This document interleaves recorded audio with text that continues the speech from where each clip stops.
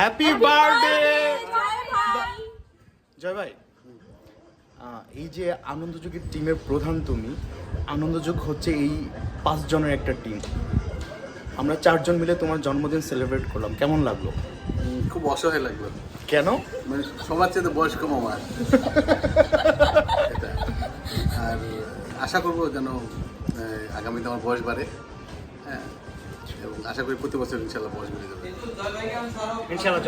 আরিফ, জয় ভাইয়ের জন্মদিন উপলক্ষে জয় ভাইকে এক লাইনে মূল্যায়ন করেন। জয় ভাই অ্যামেজিং, অসাম। ওমেরা? কুল। সুমি? বাবার মতন ভালো।